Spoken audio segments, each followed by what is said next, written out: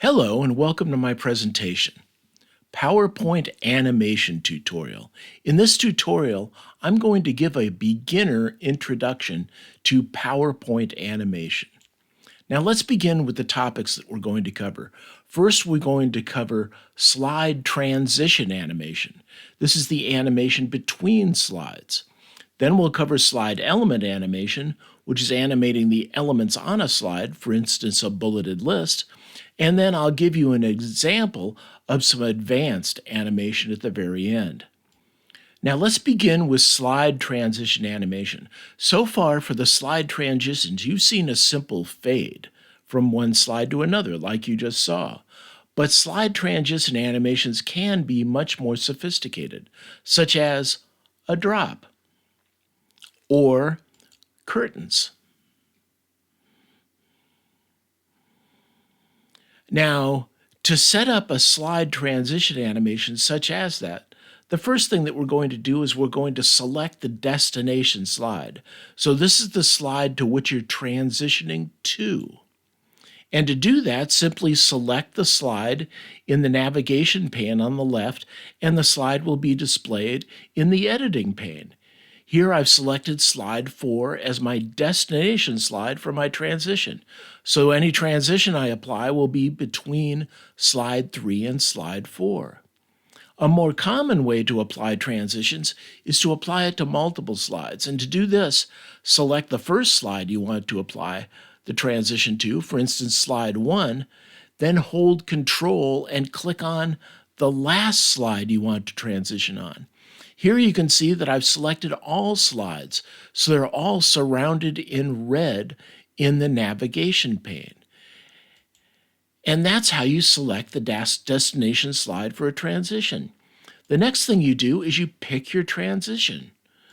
For instance, here, I've selected the transitions menu option and I've applied a fade transition. Now, over on the right, there's a downward arrow, and if you click that, you get to see all of the transitions available, not just the most common ones on the bar when you click on transitions. So if you want to see all transitions, go ahead and click that. Now that was selecting the transition that you want. The final thing that you can do is you can apply optional effects to transitions. Those are all over here on the right. If you click on Effect Options, you'll get options that are specific to the effect that you've applied. So I can have a smooth fade or a through black fade. Further to the right are the timing options. I can apply a sound to a transition. I can say how long it takes. Here it takes 0.7 seconds for a fade to occur. And I can say the fade should occur on a mouse click or automatically. So timing options and effect-specific options are on the right. And that's how you configure optional effect options. Now, once you've done all that, you'll have your transition configured. Now, some suggestions on transitions. Fade is the most popular. It's subtle, and you won't bug people with it.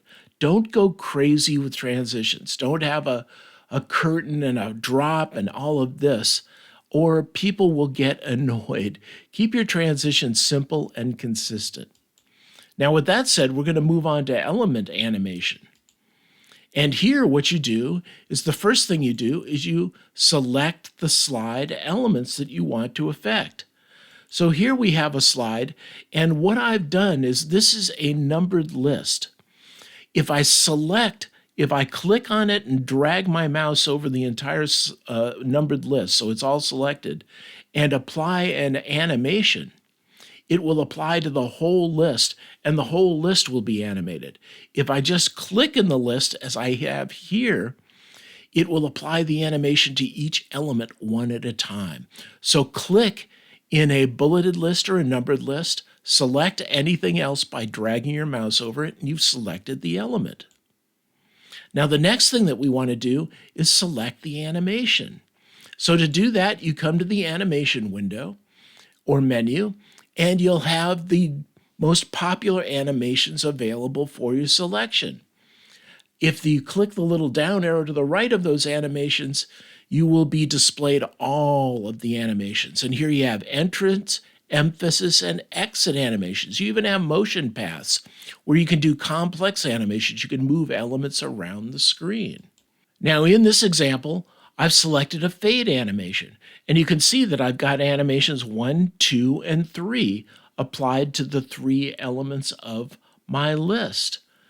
And here's an example of what that animation would look like. I get the first element of the list, then I get a fade to the second element of the list, and a fade to the last element of the list. So that's the way that a fade element animation works. Now, the next thing that we can do is we can optionally add animation options.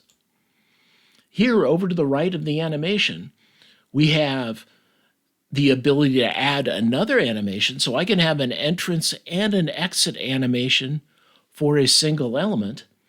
I can control how it's triggered and timed, just like my transitions, and I can even bring up an animation pane where I can edit and rearrange the animations. So that's how to configure options in the animations. The final thing I'm going to do is show you an advanced animation example. Now, this is beyond the scope of this example, but I wanted to show you the extent to which PowerPoint animation can go. Hey everybody, here's my truck. I drew this entirely in PowerPoint with PowerPoint components, and I didn't actually modify them very much. They're all pretty much the standard components. But if I start the animation on this, check it out. I think this is pretty fun. So it's a truck trundling down the road, and there goes a cactus on by, and the wheels aren't quite straight. Oh, it's passing a lot of cacti, and it just keeps going on forever in this style. And I'm going to show you how I did that quickly. I'm not going to go through all the details here. The first thing I did was I drew the tire. So I made a circle, and I made it black. And then I did a gradient so that it goes slightly gray in here. And I did a radial gradient so that it would be circular. And then I put an orange thing in the middle, and I put several orange circles in it with brown outlines. And then each of these little nubs are independent little shapes that I put onto my tire to make the nubs. And I spaced them out pretty well, I think. Then what I did was I went over and I worked on the chassis, which has several gradients going on to kind of show rust on a yellow truck. And I just hung all these components and I pulled them around and made the truck. Then I got the 2 wheels here and I got them to move in a circle, and found that they were really too far outside. This would have been a massive truck and it just wouldn't fit. So I had to pull the wheels in a little bit on the real thing and make some axles here that came down to it. Then I started messing with the trundling and bouncing of the truck. Finally, I made a background and I fuzzed it out a little so it looked like it in the distance, and a gradient blue sky, and I put that in the background. Now, where did the cactus come from? This is cool. I actually did an insert icons. And under icons, notice all these cool shapes. They're just black and white, but there are a lot of neat shapes. Here, let me see, it was nature and outdoors. And I go there and here's the cactus. So I brought in and inserted that cactus and made it green. And then I have it on a move to move all the way across the screen, and I have this on a continuous loop. So let me play this again so you can see all these components working together.